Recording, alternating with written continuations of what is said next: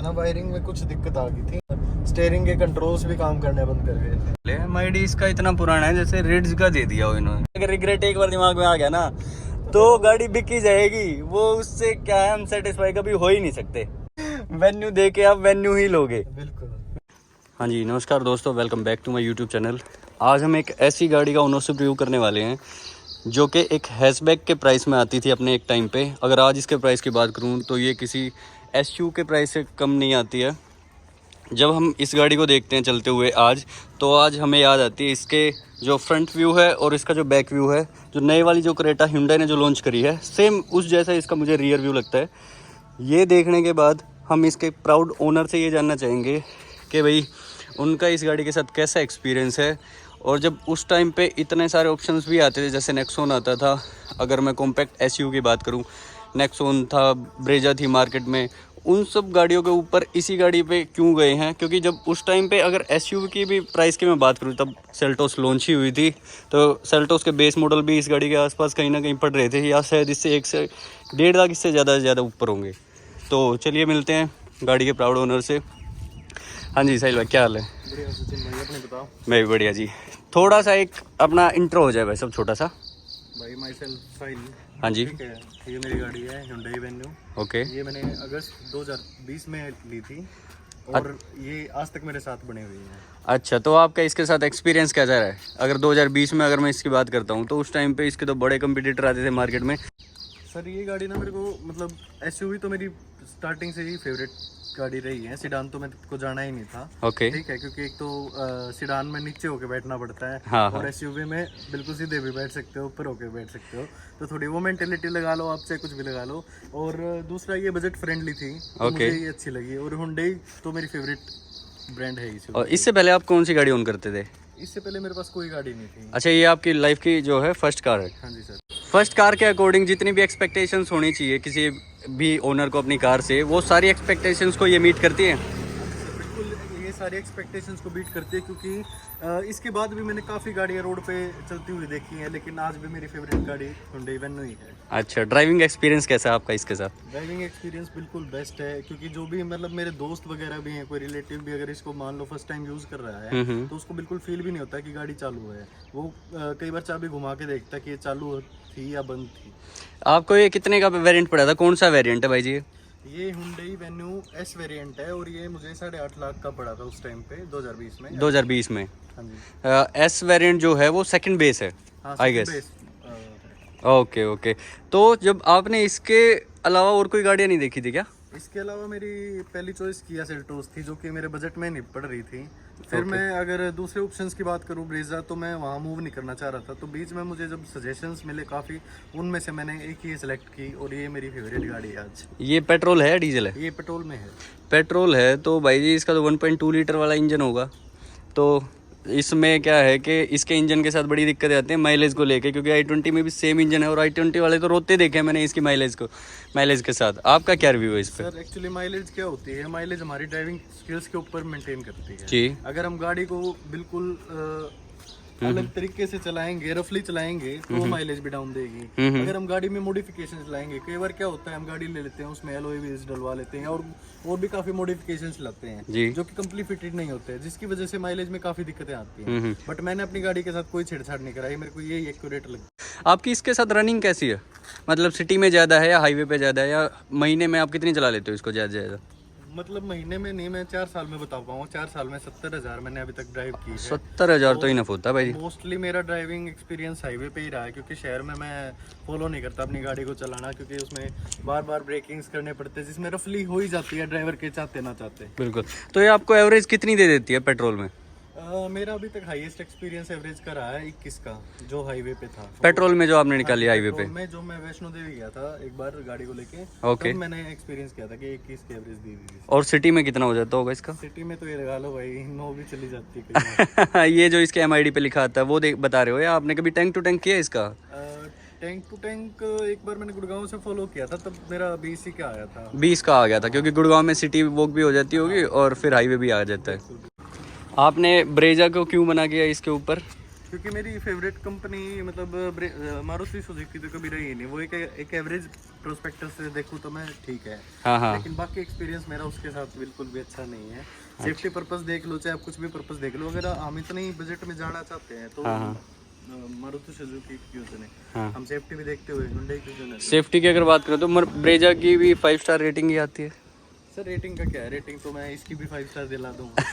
Rating तो किसी चीज की भी कुछ नहीं होती है। टाटा नेक्सॉन को बिल्कुल टुके हुए देख रहा है, बल्कि टाटा तो आप समझते हो। बिल्कुल, टाटा का तो नाम है भाई कि भाई उसकी सेफ्टी रेटिंग से ऊपर तो क्या ही होगा। बाकी इसकी बिल्ड क्वालिटी मैंने अभी देखी थी, जैसे मैं अगर इसका डोर को भी अगर ओपन करता हूँ तो ये जो क्वालिटी है ये भाई बहुत हैवी फील होती है, बहुत हैवी। अगर मैं इसी सेगमेंट में अगर ब्रेजा में चला जाऊँ या फिर नेक्सॉन में तो थोड़ा बहुत सेम सा ही है, बाकी ब्रेजा तो इसके आसपास भी नहीं है अगर बिल्ड क्वालिटी की बात करें तो। फीचर्स के साथ भी कॉम्प्रोमाइज़ किया है आपने। अगर आपने सेकंड बेस मॉडल लिया है तो आपको क्या फील होता है कि भाई इसमें कुछ एक्स्ट्रा चाहिए था या इनफ है, या आपने कुछ बाहर से इसमें कुछ काम करवाया हो कभी? नहीं, बाहर से मैंने इसमें कोई मॉडिफिकेशन नहीं करवाया, सिर्फ एक बार LED लगवाई थी म्यूजिक सिस्टम के लिए, जो मुझे मतलब थोड़े टाइम के लिए अच्छी लगी तो मैंने चेंज करवाई थी, बाकी उसके अलावा कोई चेंज नहीं किया। इसका जो थ्रो है, लाइट्स का जो थ्रो है वो बड़ा कम माना गया क्योंकि इसमें आते हैं हेलोजन लाइट बल्ब्स।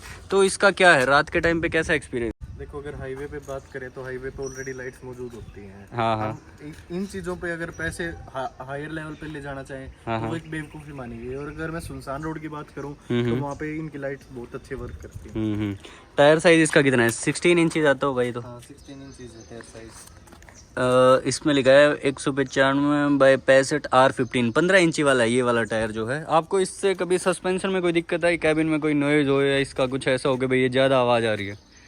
और कैबिन में थोड़े से नॉइज़ प्रॉब्लम तो मुझे फेस हुई है, उसके अलावा तो मैं कोई प्रॉब्लम फेस नहीं कर पा रहा हूँ। जो गाड़ी का जो रियर सीट है, रियर सीट पे जितना भी स्पेस है वो आपको क्या लगता है कि 3 बंदों के हिसाब से ये गाड़ी है या 4 के हिसाब से ही है? ये मतलब स्पेशियस तो है ही गाड़ी, अगर देखूं तो मैं कंपैरेटिवली। अगर मैं छोटी गाड़ियों में जाऊं, i20 में जाऊं तो वो 5 सीटर है। कंपैरेटिवली अगर मैं यहाँ पे 4 जनों को एडजस्ट करना चाहूँ तो एडजस्ट हो सकते हैं, ये नहीं बोल सकता कि मैं 4 बैठ ही सकते हैं। वो कंफर्टेबल नहीं होंगे, कंफर्टेबल नहीं होंगे, बट एडजस्टमेंट हो जाएगी। हाँ ओके। आपने उस टाइम पे किस किस गाड़ी की टेस्ट ड्राइव ली थी? टेस्ट ड्राइव तो मैंने किसी गाड़ी की नहीं ली थी, बस फीचर्स के बारे में थोड़ा सा कंपैरिजन किया था। अच्छा, आपने ऑनलाइन ही देख लिया था? ऑनलाइन ही देख लिया था, किसी फ्रेंड के पास था तो वहाँ जाके आपने डायरेक्ट सिर्फ इसको बुक किया और ले लिया गाड़ी को? इस पे कोई बुकिंग या थोड़ा सा टाइम था इसमें कि भाई बुकिंग टाइम ज़्यादा हो? लिया था। नहीं, बाकी बिल्ड क्वालिटी तो गाड़ी में है, वो तो देखने से ही फील होता है। वीडियो की शुरुआत में मैं बोल रहा था कि ये वाला जो है वेन्यू का जो रियर साइड है, सेम आज के दिन जो क्रेटा आ रही है उससे मैच खाता है।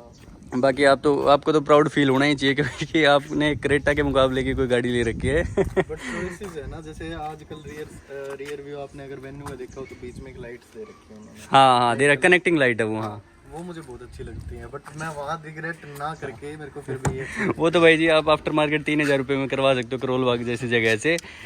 बाकी आप वीडियो की शुरुआत में मुझे आप ये बता रहे थे कि आपकी प्रेफरेंस जो थी, सेल्टोस भी आपने बुक करवा ली थी, क्रेटा भी आपकी प्रेफरेंस थी, लेकिन आपने क्रेटा से यहाँ तक का क्या सफ़र है, एक बार वो बताओ मुझे।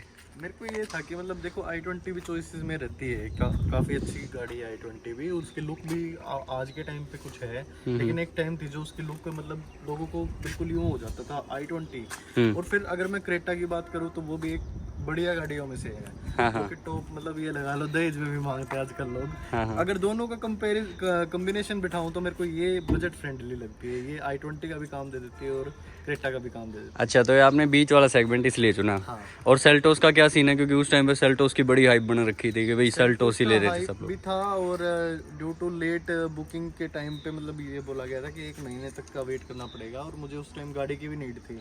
बट मैं कभी रिग्रेट नहीं करता उस डिसीजन को। जब से मैं इसको ड्राइव कर रहा हूँ तो मुझे लग रहा है कि शायद भगवान मेरे साथ था, तो मेरे को यही गाड़ी मिलनी चाहिए थी। वेन्यू के साथ ये बड़ी दिक्कत आती है कि इसके ब्रेक शू जो हैं वो ख़राब हो जाते हैं और बार बार चेंज करवाने की दिक्कत आती है। मैंने अभी तक ब्रेक शू एक ही बार चेंज करवाया, शायद उसकी वजह से मुझे वहम भी हो गया उस चीज़ का कि मुझे गाड़ी के कैबिन में आवाज़ आ रही है। हो सकता है मैंने पहले कभी ये फील नहीं किया हो, लेकिन ब्रेक शू खराब होने की वजह से, जिसकी वजह से कट की आवाज़ काफ़ी आ रही थी, तो चेंज कराने के बाद मुझे शायद वहम है इस चीज़ का कि इसमें आवाज़ आती है कैबिन में। चलिए, अब तो हाईवे पे हैं, मेरे ख्याल से प्लेन रोड पे तो इसमें इतने एक्स्ट्रा नॉइज़ होनी नहीं चाहिए। बाकी इसका जो है, अगर मैं कैबिन नॉइज़ की बात करूं तो थोड़ा सा मुझे लगता है कि हाँ भाई इसमें वो नॉइज़ तो है ही, क्योंकि अगर मैं इसी सेगमेंट में अगर मैं सोनेट में जाऊँ ना, अभी जैसे हमने 1 महीना पहले उसकी टेस्ट ड्राइव ली है भाई साहब, वो इतनी शांत गाड़ी है, इतनी शांत। बाकी फिर मैं ये देखता हूँ कि वो नई भी है और इसको 4 साल भी हो गया, आपने रफ एंड टफ भी इसको यूज़ किया होगा। मैक्सिमम आपकी स्पीड कितनी रही है इस गाड़ी में? मैक्सिमम स्पीड मेरी 160 रही है। 160? हाँ भाई साहब, इसका कैसा परफॉर्मेंस था इसमें? काफी अच्छा परफॉर्मेंस था, मतलब कि जो मेरा टारगेटेड टाइम था कि मैं वहाँ डेस्टिनेशन पे पहुंच जाऊँ, वो बिल्कुल ओके था। मतलब गाड़ी बिल्कुल भी यूं नहीं हो रही थी कि 160 पे चल। बड़े पॉजिटिव आपने गाड़ी को बताया, आपकी फेवरेट गाड़ी भी है, चलो मान लेते हैं। कुछ तो ऐसा होगा इस गाड़ी ने कभी ना कभी तो किसी ना किसी चीज में तो आपको धोखा दिया ही होगा। कुछ तो इसके नेगेटिव पॉइंट्स होंगे जो आप बताइए प्लीज, ये वाला जरूर।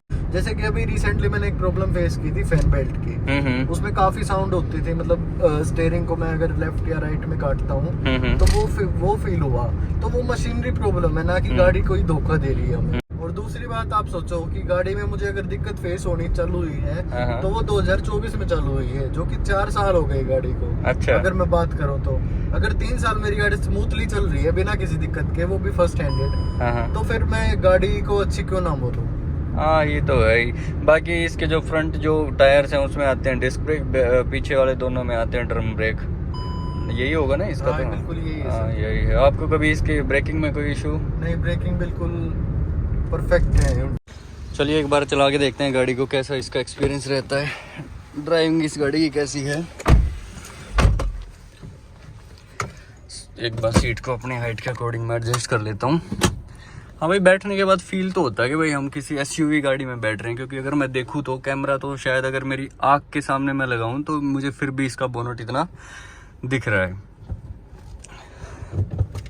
फर्स्ट गियर हम लगाते हैं और गाड़ी को थोड़ा सा उठा के देखते हैं कि भाई, मुझे तो इसका अभी तक तो कुछ ऐसा लैग फील हुआ नहीं। जो लोग मुझे बता रहे थे कि भाई वेन्यू में जो है लैग फील होता है, अगर मैं इसकी बात करूं, 3rd गियर में इसकी स्पीड देखो 80 के आसपास आराम से आ जाती है इसकी।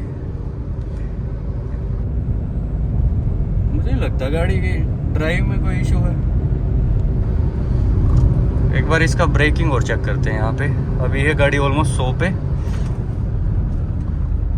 भाई बहुत सही है ये तो भाई साहब। MID इसका इतना पुराना है जैसे रिड्स का दे दिया हो इन्होंने। आपको नहीं लगता ये? मैं भी शायद मेरी पहली गाड़ी है तो मुझे ये सब चीजें फील नहीं हुई। क्योंकि मैंने 2014-15 में रिड्स खूब चलाई है तो सेम सही उनका है। लेकिन बस इसमें थोड़ा सा डिफरेंस ये है कि इसके लेफ्ट राइट भी मीटर दे रखे हैं, जैसे टैकोमीटर है, फ्यूल वाला है, RPM वाला है। जो स्क्रीन होती है ना, टच स्क्रीन। अच्छा, टच स्क्रीन लगवा दी थी आपने? ओके, फिर वो क्यों चेंज कर दिया अभी? वो एक्चुअली क्या था ना, वायरिंग में कुछ दिक्कत आ गई थी, जिसकी वजह से मुझे लगा कि साउंड में भी प्रॉब्लम और मेरे स्टीयरिंग के कंट्रोल्स भी काम करने बंद कर गए थे। अच्छा, फिर इसमें जो स्पीकर्स हैं वो कंपनी वाले ही हैं एक्स्ट्रा? कंपनी फिटेड है और कंपनी फिटेड ही म्यूजिक सिस्टम है। इसके ORVMs क्या है, अंदर से ही कंट्रोल हो जाते हैं ये तो। लेकिन फोल्डेबल नहीं है अंदर से, है ना, हाथ से ही करने पड़ते हैं ये हाथ से करना। चलो भाई, सेकंड बेस मॉडल है, इतना तो हमें कॉम्प्रोमाइज करना ही पड़ेगा फीचर्स के साथ। अगर मैं आपसे बात करूं कि आज अगर आपको इस गाड़ी को चेंज करके किसी और गाड़ी में जाना हो तो आप किसको प्रेफरेंस देंगे? तो मैं वेन्यू का अपग्रेडेड मॉडल चूज करूंगा। वेन्यू दे के आप वेन्यू ही लोगे? बिल्कुल।